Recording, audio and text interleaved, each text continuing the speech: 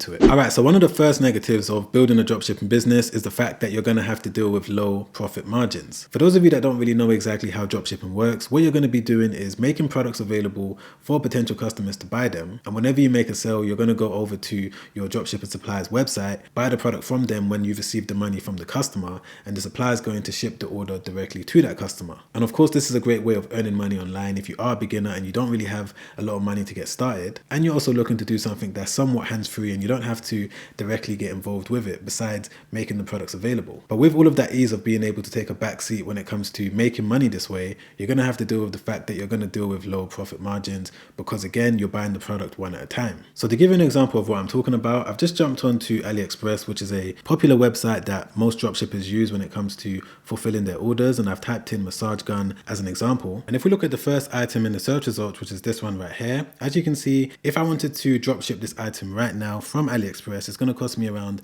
$50 every single time. However, if we go onto Alibaba.com, which is a website that most people use when it comes to buying products in bulk, and search for the same keyword, which is massage gun, and scroll down, we can see that the exact same item is available and you're going to be able to buy it right now for around $20. So imagine how much money you're going to be able to make and how much profit you're going to be able to keep if you did decide to buy them in bulk from a website like Alibaba instead of buying the product from Alibaba.com. Instantly, you're going to be able to save $30 every single time that you make a sale. So imagine if you're doing around 10 sales per day, you're automatically saving around $300 every single day just because you decided to buy the products in bulk and send them out yourself. So the main point that I'm trying to make is that you need to make sure that you remember from day one, from the moment you decide to start a dropshipping business, that you are going to have to deal with low profit margins. But again, if you are aware of this, you're going to be able to do the necessary things for you to be able to maximize the amount of profit that you're going to be able to make as you continue to grow your business. So moving on to the second biggest issue or biggest disadvantage when it comes to starting a dropshipping business is dealing with competition and your competitors trying to undercut you in price. Now, this issue isn't solely exclusive to a dropshipping business, but it definitely is a headache, especially when you do have to deal with the low profit margin issue that I said earlier. But one thing that I've noticed with all of the different e-commerce stores that I've started is that people may try and sell the exact same item as you. Unless you're making handcrafted items yourself,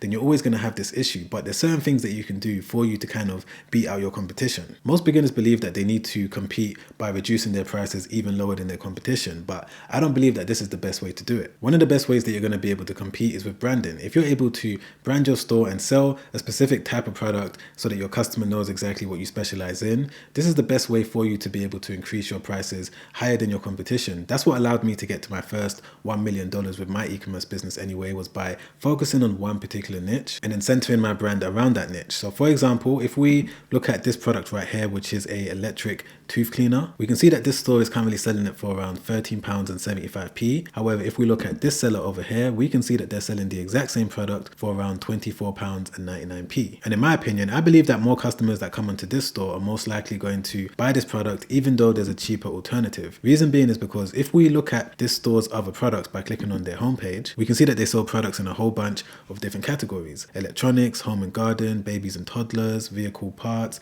etc, etc. However, if we go back to this seller that's selling it for a little bit more expensive, if we go into their products, automatically I can tell that their entire store is centered around teeth whitening, teeth cleaning, and these type of products. And again, the main point that I'm trying to make with this is that of course you are going to have to deal with competition, people trying to sell the exact same items as you, because majority of the items that you're probably thinking about selling are available for other people to sell on all of the different dropshipping websites. And that's why it's very important to make sure that you structure things in the right way and you're also smart in the way that you do things so that you don't let your competition affect your business too much. So swiftly moving on to the third issue of starting a dropshipping business, which is fulfillment issues. Now, when it comes to building a dropshipping business, as you guys already know, someone else is going to fulfill the orders for you. And with that is going to come a lot of problems because there's going to be a lot of the times where they may not do the right things, they may send out the wrong item, they may even send out an empty box by mistake. That's just something you're going to have to deal with if you are going to go down the route of building a dropshipping business. Because unless you're there yourself, looking over the shoulder of the person that's packing the order, you never know if things are going to be done right 100%, which of course is going to lead to issues like customers complaining,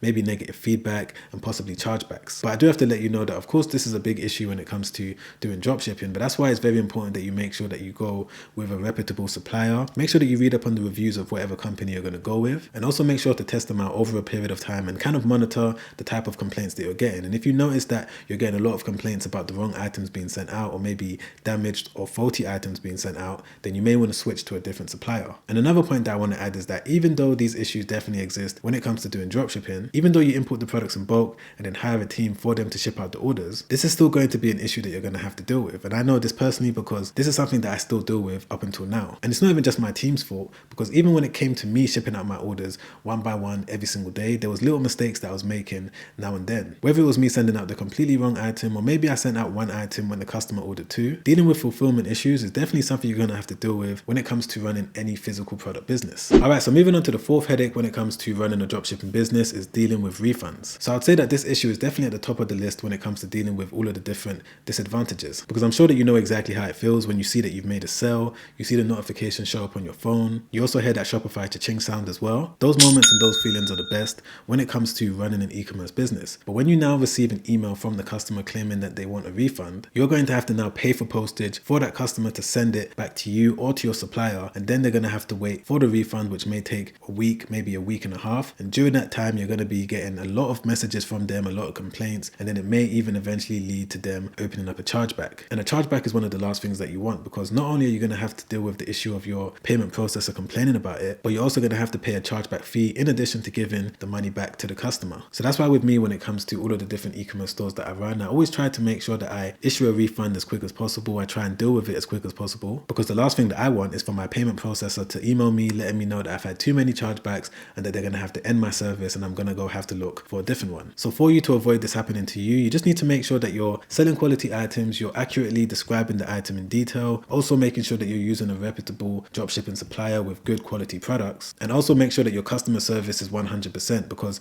if the customer sends you a simple email for them to solve their issue with the product, you're going to end up saving yourself a lot of time, energy and money if you're able to respond quickly. And one of the final disadvantages that you guys need to know when it comes to running a dropshipping business is all of the time that it takes when it comes to listing products, fulfilling all of your orders in terms of going over to your supplier's website, buying the product for them to ship it to your customer, especially if you're getting 10, 20, 30 different orders every single day. And of course you can hire a VA, which is a virtual assistant, for them to take care of all of this for you, and that's definitely a great way to go. But if you're looking for something a little bit more automated, what I usually recommend to people is AutoDS. And if you don't know what AutoDS is and how it can help you with your dropshipping business, essentially what they're going to be able to do is speed up the time when it comes to listing products, because once you sign up for AutoDS using the 30-day trial link in my description down below, you're going to be able to connect your e-commerce platform, whether it's eBay, Shopify, to your AutoDS account, and then from there you're going to be able to use the AutoDS Google extension Chrome for you to simply list all the products that you want from either AliExpress, Alibaba.com, CJ Dropshipping, and all of the other many suppliers that are compatible with AutoDS. So you need to remember that when it comes to running a dropshipping business, of course there's going to be pros and cons, disadvantages and advantages, but it's your job to make sure that you're finding various different ways for you to kind of make the whole process a little bit more easier. And again, this is the same thing with every single online business. There's no method of making money out there that's perfect, and it's your job to make sure that you're finding the best solutions so that you're going to be able to make money